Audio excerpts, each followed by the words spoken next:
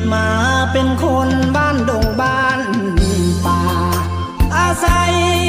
พื้นให้พื้นนาเป็นที่ทำมาหากินคอยคำลงแรงนั่งแยงนกกาโบยบินสายลมแผ่วพัดมาได้นินไม่ไผ่สีกันสวรรค์บ้านนาความหูที่มีบุตรที่ก็ต่ำทำนา